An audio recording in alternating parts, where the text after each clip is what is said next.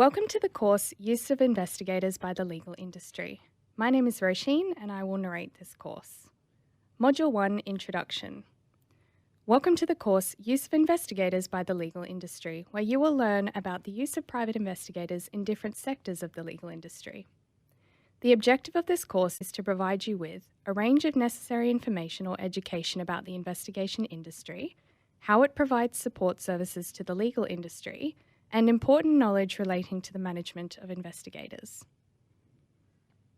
We'll start with some information about the sector. It is best to start with the history and the foundation of the industry.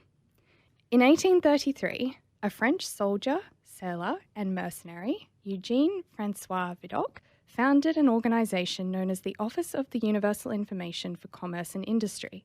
Eugene was the first to create plaster casts of shoe impressions, was credited with introducing record-keeping to the industry, entered ballistics into criminal investigations, and by many he was considered the father of criminology.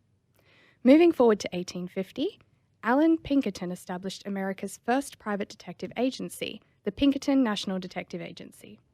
Being a cutting-edge industry, in 1856 Pinkerton hired the first female private detective in America. Pinkerton eventually got offside with some unions in several states, with several states passing what was known as anti-Pinkerton laws to prevent the deployment of his strike-breaking strategies. Pinkerton also assisted in preventing an assassination attempt of President-elect Abraham Lincoln. In hindsight, he should have been retained permanently. We'll now consider the history of investigators in Australia. By 1889, references to investigators in Australia started to appear in newspaper stories.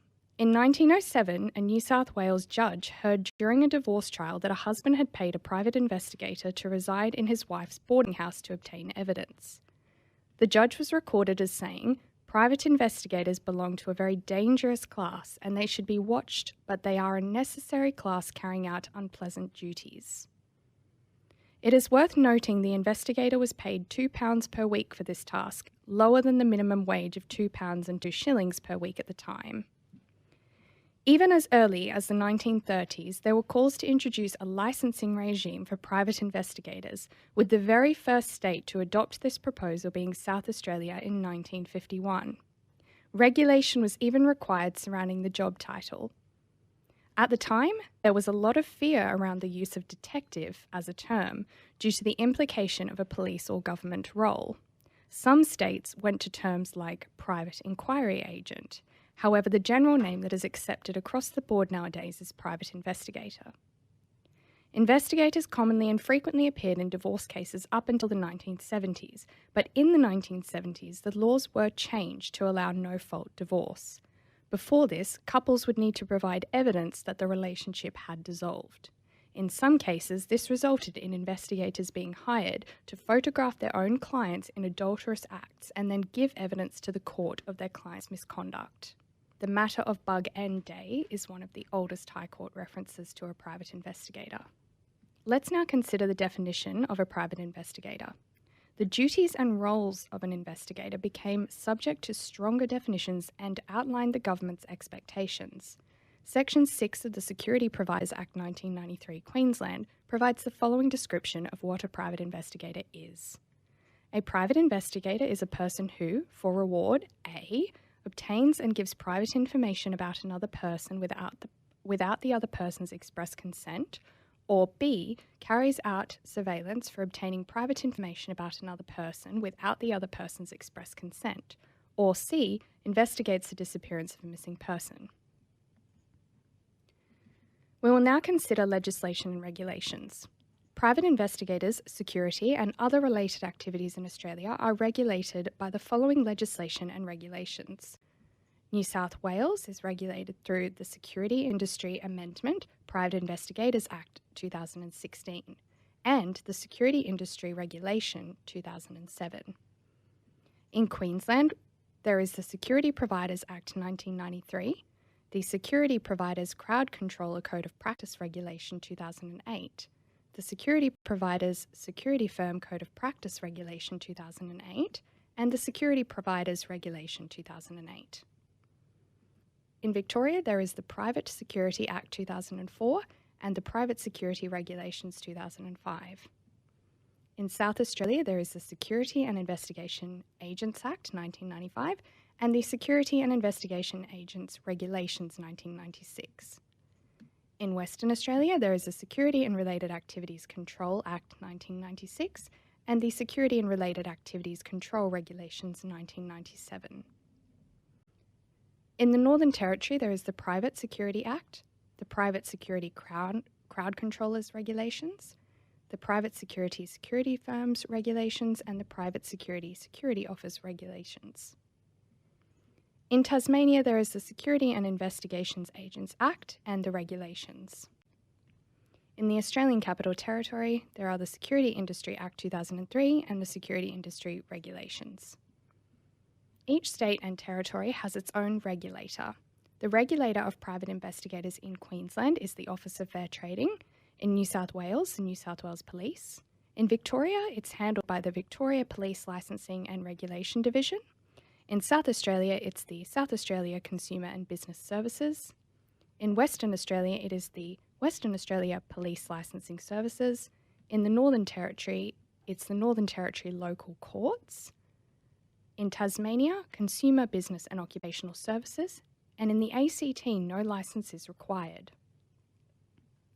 Legislation in Queensland requires that a person operating as an investigator be of good character and undergo a criminal history check as per Section 12 of the Act.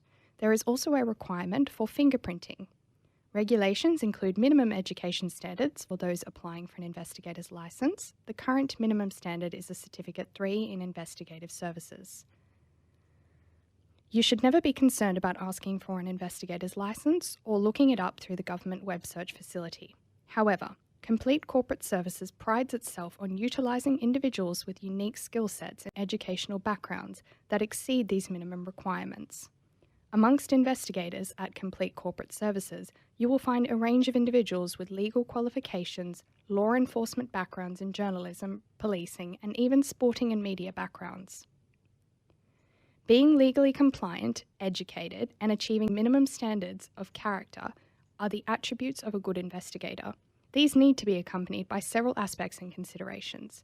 Firstly, can your investigator take instructions? Can your investigator supply what you need? Can your investigator meet your objectives? Does your investigator understand and move toward achieving your goals?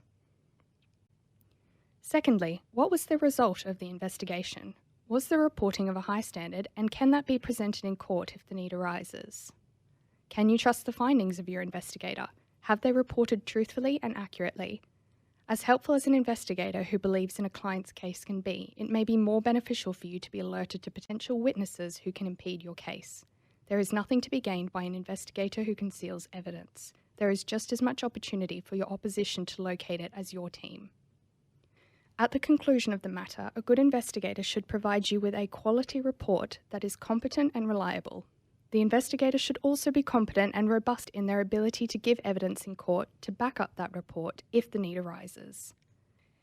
It should go without saying, a good investigator should be agreeable and pleasant when dealing with people. For example, if an investigator you utilise is challenging to deal with and you're his paying client, it may only be worse for the witnesses you need to obtain information from. In addition to having a diverse background and training, a good investigator should come equipped with a range of high-quality contacts, because the old maxim is correct: it's not what you know, it's who you know. Your investigator needs to be a problem solver and a solution provider who thinks outside the square to get you the best result possible. Finally, let's consider the law of privilege. When using private investigators to prepare for litigation or defence, it is important to consider privilege aspects. In Australia, legal professional privilege protects the confidential, privileged communications from disclosure under compulsion of statute or court. The privilege is attached to the client, not the lawyer. Legal professional privilege permits parties, such as external investigators, to discuss information and matters freely with solicitors without being concerned that such material will form evidence in legal proceedings. It is important to demonstrate that services are engaged for the dominant purpose of providing legal advice in relation to proceedings or preparing for imminent legal proceedings. It is important to note that legal professional privilege does not apply if an investigator is engaged just to conduct an investigation. It must be linked to the provision of legal advice or preparation for legal proceedings. The decision in Gaynor King, 2018, demonstrates when a court will determine legal professional privilege does not apply, which in this case was when an investigator was hired under the umbrella of providing legal advice, however was really hired just to conduct a workplace investigation into procedures and policies. That now concludes our Module 1 introduction.